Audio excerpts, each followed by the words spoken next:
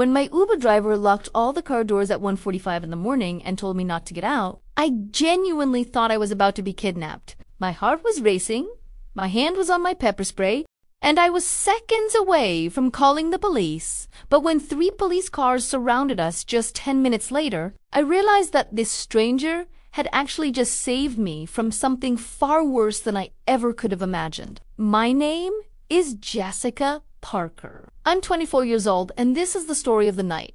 A complete stranger risked everything to protect me from a danger I didn't even know existed. I work as a bartender at a downtown club called Electric Noir. It's one of those places that gets packed on weekend nights with loud music, crowded dance floors, and customers who always want one more drink right when we're trying to close. I've been working there for about 8 months now.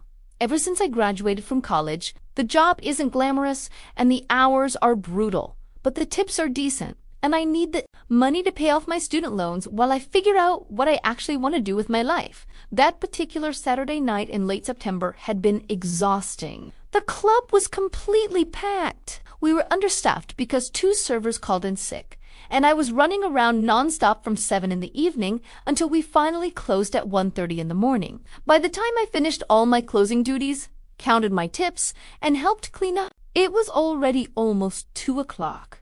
I was dead tired. My feet hurt from standing in heels for 7 hours straight. All I wanted was to get home, take a hot shower, and collapse into bed. Normally, my roommate Bethany picks me up after my late shifts. She's a good friend, and she doesn't mind staying up late because she works from home and keeps weird hours anyway. But earlier that evening, Bethany had texted me saying she had really bad food poisoning and couldn't leave the bathroom, let alone drive across town to get me. I felt bad for her, but I also understood. My car was in the shop getting the transmission fixed, so I had no choice but to order an Uber. I stood outside the club entrance on the side street where staff usually exit. During operating hours, this street is busy with people coming and going. But once the club closes, it becomes eerily quiet and dark. Usually, our head bouncer, Derek, waits outside until all the female staff leave safely. But that night, his girlfriend had gone into early labor, and he'd rushed to the hospital around midnight. So I was completely alone on that empty street. Just me and the dim street lights and the distant sound of traffic from the main road a few blocks away. I pulled out my phone and requested an Uber. The app showed me my driver's information. His name was Terrence Williams. He had a 4.9-star rating with over 3,000 completed rides, and he was driving a silver Honda Accord. The app said he'd arrive in 4 minutes. I waited, checking my phone every few seconds, feeling a little nervous about being alone, but telling myself I was being paranoid this was a safe neighborhood. Nothing bad ever happened here. When the silver Honda pulled up to the curb, I could see the driver through the windshield. He was a black man who looked like he was in his late 40s or maybe early 50s, wearing glasses and a plain gray sweater. He had a kind face, maybe a little tired, but that made sense given it was 2 o'clock in the morning. He looked completely normal and non-threatening. I opened the back door and slid into the seat. The car smelled faintly like pine air freshener mixed with coffee. I said, "Hi, I'm Jasmine heading to Oak Street Apartments." Terrence nodded, confirmed my destination on his phone mounted to the dashboard, and pulled away from the curb. Soft jazz music played quietly from his speakers. I settled into my seat, pulled out my phone, and started texting Bethany to check how she was feeling. I also started counting my tips from the night $240. Not bad at all. If you're enjoying this story so far, go ahead and hit that subscribe button and let me know in the comments where you're watching from right now. My apartment was about 15 minutes away from the club, and the route usually took us through the warehouse district, which was always completely deserted at night. For the first few minutes, everything seemed perfectly normal. I was scrolling through my phone, half paying attention to the route, when I noticed Terrence kept glancing up at his rearview mirror. Not at me, but at the road behind us. At first, I didn't think much of it. Drivers check their mirrors all the time. But then I noticed his hands were gripping the steering wheel tighter than before. And he kept looking back every few seconds like he was watching something specific. Then, suddenly, he made a turn that definitely wasn't on the route to my apartment. I looked up from my phone, confused. I said, "Excuse me, I think you just missed the turn back there." Terrence didn't answer right away. He made another turn, then another, taking us deeper into an industrial area I didn't recognize at all. My heart started beating faster. I sat up straighter and said, "Hey, where are you going? This isn't the way to my apartment." That's when I heard it. A loud mechanical click as all 4 car doors locked simultaneously. The sound made my stomach drop. I immediately grabbed the door handle and pulled hard, but it wouldn't budge. The door was completely locked. Panic shot through my entire body like electricity. I said, "Unlock these doors right now, or I'm calling the police." My hand was already reaching into my purse for my phone. When Terrence finally spoke, his voice urgent but trying hard to stay calm, he said, "Please just listen to me for 1 second. Don't get out of this car. Don't try to jump out. Just trust me for 5 minutes. I know exactly how this looks, but you're in serious danger right now, and I'm trying to help you." My mind immediately went to every horrible story I'd ever heard about rideshare drivers attacking passengers. I said, "I don't know what you're planning, but I have pepper spray in my purse, and people know exactly where I am right now." Terrence shook his head quickly and said, "I'm not trying to hurt you. I'll promise you that. There is a car that has been following us since the moment I picked you up from your work. A black SUV with no front license plate. They've been staying exactly 3 car lengths behind us this entire time, matching every single turn 1 make. When I slow down, they slow down. When I speed up, they speed up. That's not normal driving behavior. That's deliberately following someone." I felt my throat tighten. I turned around in my seat and looked through the back window. Sure enough, there was a black SUV behind us in the distance, its headlights cutting through the darkness. My voice came out shaky when I said, "Maybe they're just going the same direction we are. Maybe it's just a coincidence." Terrence said, "I've been driving for Uber for 6 years. Its headlights follow our every move." My hands were shaking so badly, I could barely hold my phone. I texted Bethany, even though I knew she was sick. I typed out, "Something weird is happening in my Uber. Driver says someone is following us. Police are coming." I'm really scared. I hit send and watched the message go through, praying that if something bad happened to me, at least someone would know. I checked the time on my phone obsessively. 158, 159, 2/2011, every second, dragged on forever. Terrence kept glancing between the road ahead and his rear-view mirror, and I could see sweat forming on his forehead, despite the air conditioning running in the car. He said, "Just a little longer. They should be here any second now."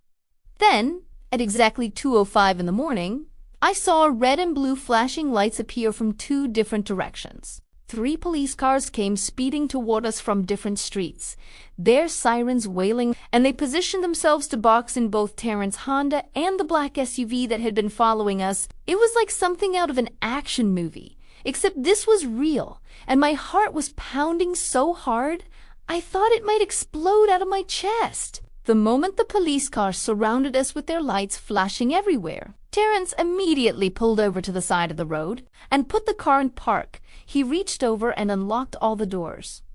The click sound made me jump. He turned around to look at me and said, "Stay in the car until the police officers tell you it's safe to get out." "Okay, just stay put."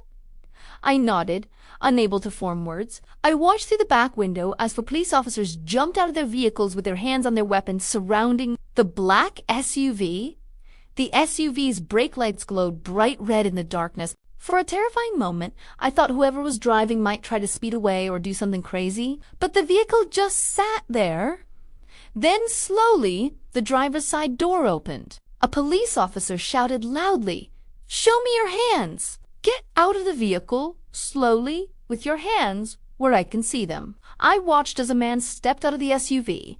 He was wearing all dark clothing, maybe in his 30s, and he had his hands raised above his head. Two officers immediately rushed toward him while shouting commands I couldn't quite hear. One officer pushed him forward against the side of the SUV and handcuffed him, while another officer started searching the vehicle with a flashlight, leaning inside and looking around carefully. A female police officer walked over to Terrence's car and tapped on his window. Terrence lowered the window, and the officer said, "Are you the driver who called in this incident?" Terrence nodded and said, "Yes, ma'am. My name is Terrence Williams. I'm the Uber driver, and this is my passenger, Jasmine Parker."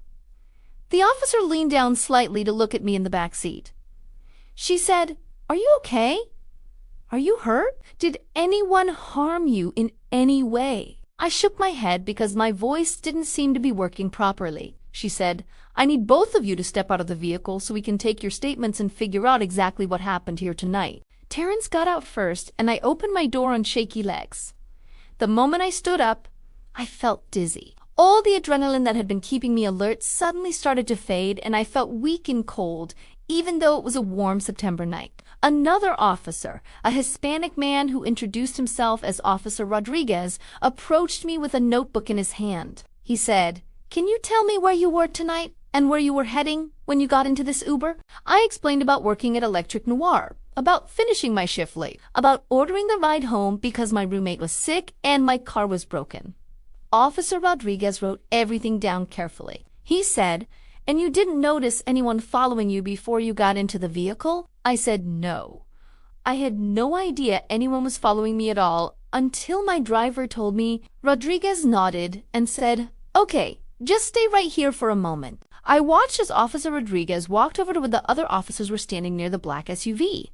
They were pulling things out of the vehicle and laying them on the ground. And even from where I stood, I could tell something was very wrong based on how the officers' body language changed. They started moving faster, talking into their radios with more urgency, and one officer kept shaking his head like he couldn't believe what he was seeing. After a few minutes, an officer walked quickly over to Rodriguez and said something quietly that I couldn't hear, but Rodriguez's expression went from calm to serious instantly. He walked back over to me and said, "I need to ask you something very important. Have you noticed anyone watching you recently? Anyone following you home from work or showing up places where you normally go? Any strange encounters with people you don't know or weird messages online?" I thought about it carefully and said, "No. Nothing like that at all. I would have noticed if someone was following me, right? Why are you asking me this?" Rodriguez hesitated for a moment like he was trying to figure out how to tell me something difficult. Then he said, "We found photographs in that vehicle. Multiple photographs of you. Some of them were taken tonight outside your workplace. Some are from other nights over the past several weeks. There's also a notebook with detailed information about you, including your work schedule, your home address, and notes about your daily routine and habits." I felt like someone had punched me in the stomach. All the air went out of my lungs. I said, "What do you mean photographs of me? Who is that man? I've never seen him before in my entire life." Rodriguez said, "We're running his identification right now to find out who he is, but based on what we found in his vehicle, it's clear that you've been stalked for at least several weeks, possibly longer. You really never noticed him before, never saw him hanging around your work or your apartment." I shook my head, feeling sick to my stomach. I said, "I swear I've never seen that person. I had no idea anyone was watching me or following me." "How is that even possible?" Rodriguez said, "Unfortunately, stalkers can be very good at staying hidden and blending into crowds." He asked me to sit in the back of one of the police cars with the door open while they continued processing the scene and gathering evidence. I sat there feeling numb, watching officers take photos of everything, bag up items from the SUV, and talk to Terrence, who was giving his statement to another officer. After about 15 minutes, Rodriguez came back with a tablet computer in his hands. He said, "I need to show you something, but I want you to prepare yourself because it's going to be very disturbing." He pulled up a folder of photos that had been taken from the stalker's phone, image after image of me leaving work, walking to different Uber and Lyft pickups, sitting in coffee shops on my days off, buying groceries, going into my apartment building. There had to be at least 50 photos, maybe even more. Some were taken from far away across the street with what must have been a zoom lens. Others were taken much closer, like the person had been standing just a few feet away from me. In some of the photos, I was looking right at the camera, but I had no memory of seeing this person or having my picture taken. My hands started shaking so violently that I had to clench them into fists to make it stop. I said, "I don't understand any of this. Why would someone do this to me? What did I do wrong?" Rodriguez said, "You didn't do anything wrong at all. This isn't your fault." Unfortunately, stalkers often fixate on victims completely randomly or for reasons that only make sense in their own minds. But here's what concerns us the most. He swiped to another image on the tablet. It was a screenshot from the Uber app showing my ride requests from tonight, including the exact pickup location outside Electric Noir and my home address as the destination, Rodriguez said. This man somehow had access to your rideshare account information. He knew exactly when and where you'd be requesting a ride tonight. He knew you'd be alone and vulnerable. If your driver hadn't noticed him following and hadn't taken immediate action to protect you, this man would have known exactly where you live and exactly what time you'd be arriving home alone at 2 o'clock in the morning with nobody around to help you. The full reality of how close I had come to something terrible hit me all at once like a wave crashing over my head. I started crying right there in the back of that police car. Not loud, dramatic sobs, but quiet tears that just kept streaming down my face as my body finally released all the fear and shock I'd been holding. Inside, Officer Rodriguez handed me a small packet of tissues and sat down next to me. He said, "You're safe now. He can't hurt you anymore. We're placing him under arrest tonight on multiple charges, including stalking,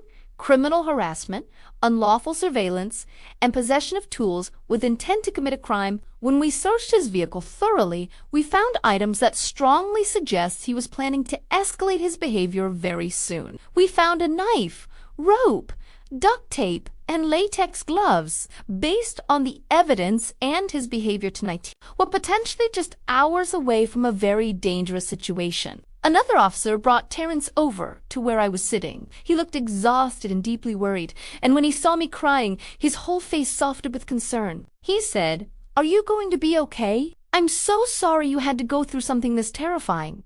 I wiped my eyes with the tissues and looked up at him. I said, "You saved my life tonight. If you hadn't been paying attention, if you hadn't noticed that car following us, if you hadn't called the police and kept me safe in your car, I don't even want to think about what might have happened to me. Thank you so much. And I'm sorry I thought you were trying to hurt me when you locked the doors."